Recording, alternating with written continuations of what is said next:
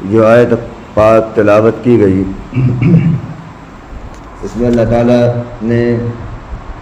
اپنے بندوں کو خاص حکم دیا ہے اور بہت ہی تنبہ کے انداز میں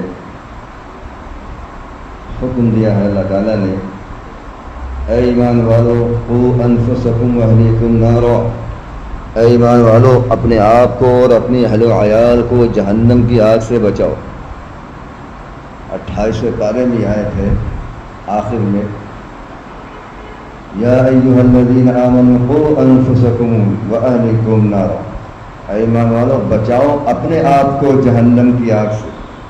جہنم کا لفظ یہاں پر نہیں ہے بلکہ یہاں پر لفظ ہے بچاؤ اپنے آپ کو آگ سے اور اپنے اہل و عیال کو بچاؤ، اپنے گھر والوں کو بچاؤ جہنم کی آگ سے۔ جہنم کا لفظ ہم بول رہے ہیں ورنہ قرآن کریم میں تو لفظ آگ آیا ہے کہ آگ سے بچاؤ، یعنی ہم اس لیے بولے کہ بہرحال اس کی وضاحت یہی ہے، مطلوب یہی ہے کہ جہنم کی آگ سے اپنے آپ کو بچاؤ۔ وقودها الناس والحجارہ، جس کے ایندھن انسان اور پتھر ہوں گے، علیہا ملائکۃ غلاظ شداد، اللہ تعالیٰ آگے جہنم کی صفت بیان فرما رہا ہے کہ جس پر بہت ہی سزا دینے کے لیے بہت ہی طاقتور قسم کے فرشتے مقرر ہیں اور سخت دل، جن کے اندر رحم کے نام کوئی چیز نہیں ہوگی۔ ایسے فرشتوں کو اللہ تعالیٰ نے سزا دینے کے لیے جہنم میں مقرر کیا ہے۔ علیہا ملائکۃ غلاظ شداد لا یعصون اللہ ما امرهم، اور وہ اللہ کی نافرمانی نہیں کرتے، ویفعلون ما یؤمرون، اور وہ وہی کام کرتے ہیں جس کا اللہ نے انہیں حکم دیا ہے۔ یعنی ذرا سا رحم اور شفقت آ جائے کہ نہیں میں کیسے سزا دوں، اتنی سخت سزا میں کیسے دوں، نہیں، جو اللہ کا حکم ہے وہ کریں گے، اور اللہ تعالیٰ نے طبعی طور پر ان کے اندر سے رحم کے اندر رکھا بھی نہیں، تو ایسے فرشتوں کو اللہ تعالیٰ نے جہنم میں سزا کے لیے مقرر کر رکھا ہے۔ تو اللہ فرماتا ہے کہ اس آگ سے اپنے آپ کو بچاؤ اور اپنے گھر والوں کو بھی بچاؤ۔ اب دوسرا ایک سوال ذہن میں اٹھتا ہے کہ اللہ تعالیٰ کو یہ کیوں بتانا پڑا، یہ کیوں فرمانا پڑا کہ اپنے آپ کو آگ سے بچاؤ اور اپنے گھر والوں کو؟ کیونکہ کوئی بھی گھر والا، کوئی بھی ماں باپ اپنے آپ کو بھی آگ میں نہیں ڈال سکتا، آپ کے حوالے نہیں کر سکتا، چاہے کہ اپنے بچوں کو کرے، اور نہ ہی اپنے بچوں کو برداشت کر سکتا ہے کہ اپنے سامنے آگ میں جلتا ہوا۔ آگ میں جلنا تو دور کی بات ہے، ایک چنگاری بھی بچے کو لگ جائے تو ماں باپ تڑپ جاتے ہیں۔ ماں باپ اگر نماز پڑھ رہے ہیں، ماں نماز پڑھ رہی ہے اور بچہ ناسمجھ ہے، کھیلتا کھیلتا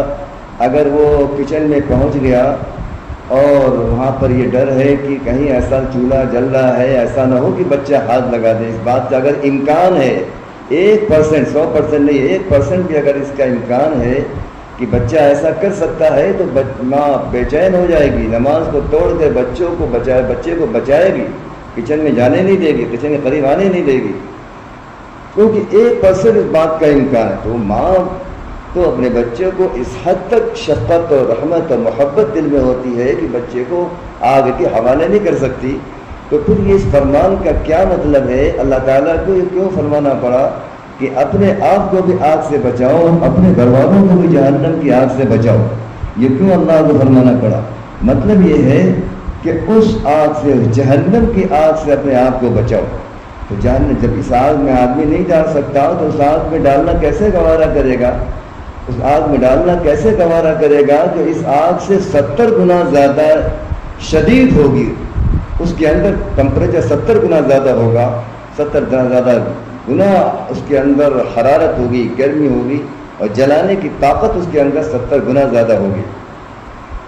تو اس آگ میں بعض روایات میں آتا ہے اس آگ کو 1000 سال تک دہکایا گیا تو سرخ ہو گئی، اور 1000 سال تک مزید دہکایا گیا تو وہ آگ سفید ہو گئی، پھر 1000 سال مزید دہکایا گیا تو آگ سیاہ ہو گئی، کالی ہو گئی۔ وہ آگ جو ہے جیسے یہ آگ بالکل سرخ دکھتی ہے، وہ سیاہ ہے، کالی ہے بالکل۔ ایسی آگ 3000 سال تک اس آگ کو دہکایا گیا، اس آگ میں وہ آگ سزا ہوگی گناہگاروں کی اور نافرمانوں کی اور کافروں منافقوں کے لیے تو ہے ہی وہ جگہ۔ اللہ تعالی ہم سب کی اس سے حفاظت فرمائے اور اس سے اللہ میں بچنے کی توفیق نصیب فرمائے۔ تو اس آیت کو سامنے رکھ کر ذرا ہمیں یہ سوچنا ہے کہ اللہ تعالیٰ نے یہاں پر یہ نہیں فرمایا کہ جہنم کی آگ سے بچاؤ، بلکہ آگ سے بچاؤ۔ اس میں گویا کہ یہ بات بھی اشارہ ہے کہ جب تم اس اتنی ہلکی آگ میں اتنی ہلکی آگ میں بھی اپنے بچے کو حوالے نہیں کر سکتے، اس کی چنگاری کو برداشت نہیں کر سکتے، تو پھر تمہیں جہنم کی آگ سے تو بدرجہ اولا بچانا چاہیے۔ جہنم کی آگ سے بدرجہ اولا بچانا چاہیے، ان کو اور زیادہ فکر مند ہونا چاہیے، حساس ہو جائے گئے۔ تو یہ احساس دلائی گویا اللہ تعالیٰ اس آیت کے ان کلمات کے ذریعے ہمیں اس طرف توجہ دلانا چاہتا ہے کہ جب تم اس آگ کے بارے میں اتنا حساس ہو، اتنا سینسیٹیو ہو کہ یہ آگ ہماری ایک چنگاری بھی لگ جائے تو ہم اپنے لگژری روم میں ہوں، ایئر کنڈیشن روم کے اندر ہوں اور سو رہے ہوں بے خبری کی بہترین نیند، اس میں اگر ایک چنگاری بھی لگ جائے تو ساری رات کی نیند مقدر ہو جائے، چین بے چینی میں بدل جائے، تڑپ جائے انسان۔ جب یہ آگ ایسی ہے جو 70 گنا زیادہ اس کی حرارت اور ٹمپریچر اس سے کم ہے، ڈاؤن ہے، تو پھر جو آگ 70 گنا زیادہ ہے اس آگ کی حدت کا عالم کیا ہوگا؟ تو ہمیں اس بارے میں کتنا فکر مند ہونا چاہیے۔ جب اس آگ کے بارے میں اتنا بے چینی ہمارے اندر ہوگی، ہم کبھی برداشت نہیں کر سکتے، اس تصور سے کانپ جائیں گے کہ ہمارا بچہ آگ کی طرف بڑھا اور یا فلاں جگہ آگ لگی ہے، بچہ نہ سمجھے ادھر کہیں ایسا نہ ہو آگ میں چلا جائے۔ تو اسی لیے اللہ تعالیٰ نے کلمات کے ہمیں توجہ دلائی کہ آپ اپنے آپ کو بھی بچاؤ اور اپنے اہل و عیال کو بھی جہنم کی آگ سے بچاؤ۔ آگے مزید کہ پھر اب دوسرا ذہن میں سوال یہ پیدا ہوتا ہے کہ آگ سے تو ہر ایک بچنا چاہتا ہے، تو مطلب کیا ہے جہنم سے آگ سے بچانے کا؟ مطلب یہ ہے کہ ان اسباب سے بچاؤ،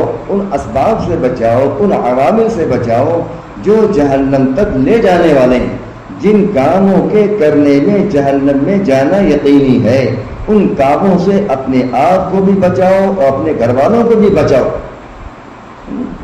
جن کاموں کے کرنے پر، جن گناہوں کے کرنے پر جہنم میں جانا یقینی ہے، ان کاموں سے اپنے آپ کو بھی بچاؤ، اپنے اہل و عیال کو بھی بچاؤ۔ یہ بتانا مقصود ہے۔ اصل یہ اگر اس کام کو ہم کر رہے ہیں اور سوچتے ہیں کہ ہم جہنم سے ڈر لگتا ہے، تو بالکل ایسا ہی ہے جیسے ہمیں کہیں زہر سے ڈر لگتا ہے، موت سے ڈر لگتا ہے، لیکن ہم موت کی گولی کھا رہے ہیں، زہر کی گولی کھا رہے ہیں، پوائزن کھا رہے ہیں۔ جس طریقے سے انسان اگر کوئی زہر کھاتا ہے تو زہر کے نتیجے میں بظاہر موت ہے۔ تو اگر کوئی انسان جان بوجھ کر ایسی دوا کھاتا ہے جو معلوم ہے کہ یہ زہر ہے، یہ زہر کا کام کرے گی، یہ زیادہ ڈوز لے لیں گے، بظاہر دوا ہے، مثلا نیند کی دوا ہے، ہم اتنا زیادہ لے لیں کہ اگر جو ہمارے لیے موت کا سبب بن سکتی ہے، تو کیا جان بوجھ کے لیا؟ تو اس نے ارادے سے کہ میں مر جاؤں، تو یہ کیا ہے؟ جو کہ اس نے ایسی وجہ اختیار کیا جس کے نتیجے میں موت ہے، تو یہ کیا خودکشی کا گناہ ہے، خودکشی کا گناہ ملے گا، اپنے آپ کو سوسائڈ کرنے کا گناہ ملے گا۔ جو انسان جان بوجھ کر زہر کھا رہا ہے، جان بوجھ کر ایسی دوائیں لے رہا ہے جس کے نتیجے میں صحت کی بربادی یقینی ہے اور موت کا آنا بظاہر یقینی ہے، تو ایسی دوا کا کھانا بھی ہمارے لیے گناہ ہے اور سوسائڈ کرنے کا گناہ ملے گا۔ بچہ کھا رہا ہے، ماں باپ دیکھ رہے ہیں، تو ماں باپ بھی گناہ گار ہوں گے جتنا بچہ گناہ گار ہے، اور اسی طریقے سے یا خود کھا رہے ہیں تو اتنے گناہ گار ہیں۔ تو لہذا جس طریقے سے وہاں سے آگ میں تو موت کے منہ میں تو نہیں ڈالا، ہم نے بچے کو گولی تو نہیں ماری، ہم نے بچے پہ بندوق تو نہیں چلایا، چھرا تو نہیں چلایا، تلوار تو نہیں چلائی، لیکن ایسے اسباب کو اختیار کیا جس کے نتیجے میں موت ہے۔ اسی طریقے سے جہنم میں بچاؤ کا مطلب یہ ہے، آگ سے بچاؤ کا مطلب یہ ہے کہ ان گناہوں سے بچاؤ، ان اسباب سے بچاؤ جس کے نتیجے میں جہنم میں جانا یقینی ہے۔ اگر ہم ان اعمال کو کرتے ہیں جن کے بارے میں اللہ کے رسول صلی اللہ علیہ وسلم نے فرمایا کہ اس عمل پر جہنم میں جانا پڑے گا، اتنے سال تک، ہزاروں سال تک جہنم میں چلنا پڑے گا، یہ سزا، تو گویا کہ ہم نے خود ان اسباب کو اختیار کیا ہے، ہم نے خود جہنم میں جانے کا سامان کر لیا۔ ہمارا بچہ اگر ان عوامل کو اختیار کرتا ہے، اس کام کو، اس منع کی ہوئی چیزوں کو، ان گناہوں کو اختیار کرتا ہے جن کو اللہ کے رسول صلی اللہ علیہ وسلم نے منع فرمایا، تو گویا کہ ہم نے اپنے بچے کے ہاتھ میں زہر کی پھوڑیاں دے دیا، بچے کو ہمیشہ ہمیش کی نیند، موت کی نیند، ہمیشہ ہمیش کی ہلاکت کی نیند سلا دیا۔ بلکہ یہ تو اس سے بھی بڑی دشمنی ہوگی، یہ تو اس سے بھی بڑی دشمنی ہوگی کہ جو ماں باپ اگر خدا نہ خواستہ دنیا میں اس آگ سے بچانے کی فکر نہیں کرتے اور تو یہ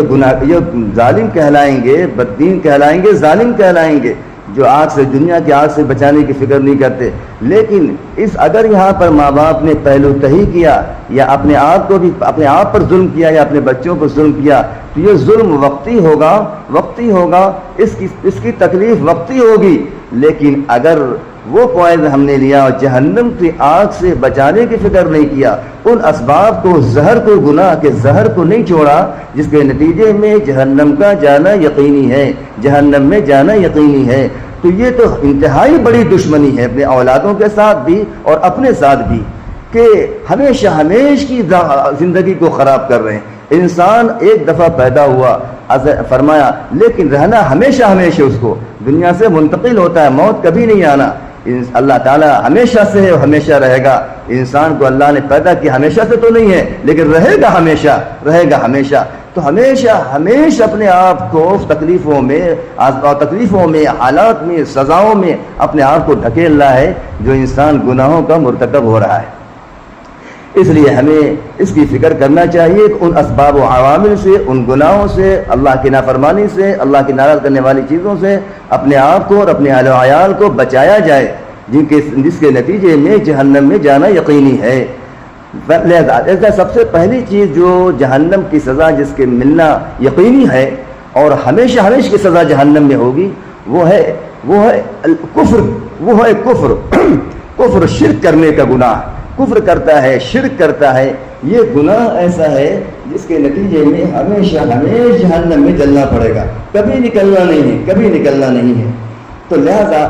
اس کی ضد کیا ہے؟ ایمان۔ تو لہذا سب سے اہم ترین نعمت اور سب سے قیمتی نعمت اور سب سے عظیم نعمت، اور اللہ تعالیٰ نے ہمیں اور آپ کو ایمان کی نعمت عطا فرمائی ہے، ایمان کی نعمت عطا فرمائی ہے۔ لہذا اس ایمان کو بچانے کی، ایمان کوئی ورثہ میں نہیں ہے، وراثت میں مل گیا بس چلتا رہے گا، کوئی لینے والا نہیں ہے، اب تو ہماری جاگیر ہو گئی، اب تو جنت ہماری الاٹ ہو گئی ہمارے لیے، اب پکی ہو گئی جنت، اب کوئی کچھ نہیں کر سکتا، نعوذ باللہ۔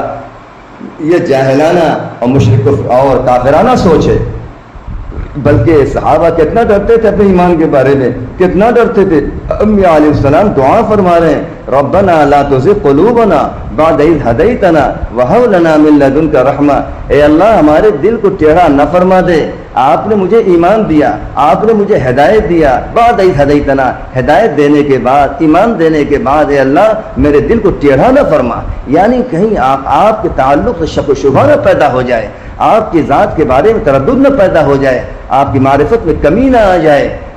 لا تزغ قلوبنا بعد اذ ہدیتنا وہب لنا من لدنک رحمہ، اے اللہ اپنی رحمت خاصہ ہمیں نصیب فرما دے، ہمیں ہبہ فرما دے، انک انت الوہاب، آپ بہت زیادہ عطا کرنے والے ہیں، بہت دینے والے، بہت نوازنے والے ہیں۔ اسی لیے کہا کہ یہ دعا ہر نماز کے بعد